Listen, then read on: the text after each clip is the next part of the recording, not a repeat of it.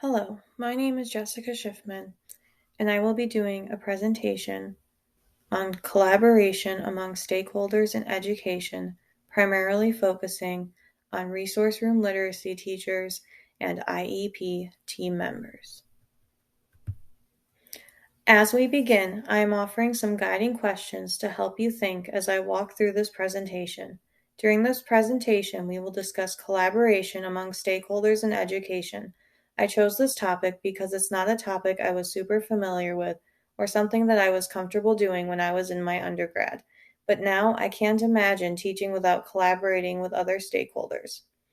I personally am always collaborating with the literacy teacher, the speech therapist, my principal and assistant principal, and my grade level team. When I was in my undergrad and just starting my educational career, I preferred to teach my own way, not talking to anyone except maybe the teacher across the hall. Collaboration in education is vital for student learning, and as I go through this presentation, I want you to think about your own journey in educational collaboration. Think about people you collaborate with in your teaching setting. What is your role in student education? What are their roles in student education? How often do you meet to collaborate and plan? What do you know about their educational specialty? Please take a minute to answer these questions. Let's take a minute to remind ourselves, what is collaboration? Collaboration is more than just talking to another person. Collaboration among educators requires knowledge of pedagogy, interpersonal skills, and curricular understanding. To collaborate, you are planning, discussing goals and how to meet these goals, and working together. It's not one person meeting and planning and telling another person what to do. Everyone involved is working and doing a part. Types of collaboration. There are many types of collaboration that can occur when working in the education field. These are some types of collaboration that occur in educational settings according to Friend 2020. Student intervention teams and intervention assistant teams are both used in supporting students that may need to receive services, see a specialist, or receive accommodations. These teams can involve therapists, administration, parents, families, specialists, teachers, and other educators. Co-teaching occurs when there are two or more teachers working together to teach the same class. These students may have varying needs and abilities. Co-teaching can be taught in many different ways, such as parallel teaching or team teaching. Consulting is a means of supporting students by working with teachers. Coaching is when teachers observe and learn from each other and discuss what they learned and offer suggestions and support. Mentoring is a means of support for novice educators. This provides a go-to person for newer teachers to ask questions and learn from.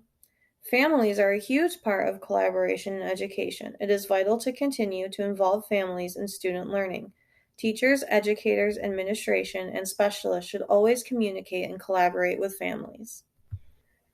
Collaboration in special education. In special education, it is important that everyone on the IEP team is involved in regular interdisciplinary collaboration to meet the needs of the student. Each person that was in an IEP meeting, that includes parents and all specialists, need to communicate and discuss goals and how they are being met.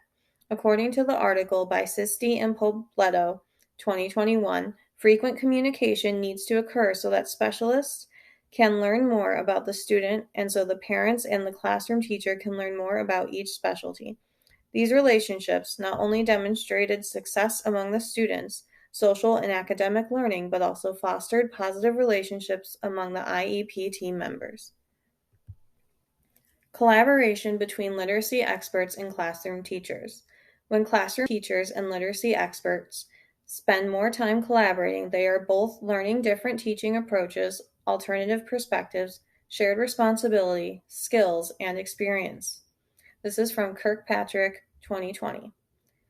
This collaboration between classroom teachers and literacy experts in this article by Kirkpatrick showed a more positive environment in the classroom, a better understanding of relationships among students, and a significant increase in student achievement. Final thoughts. As we end, I want you to think about how collaboration can benefit your students.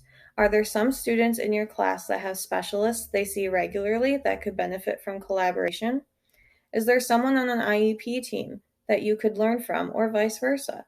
Is there a literacy specialist in your building that you could collaborate with on a lesson?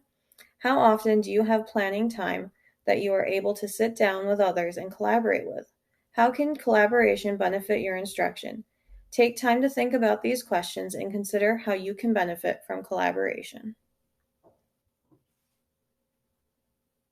Thank you for listening to this presentation. I hope you enjoyed it and learned about collaboration in education.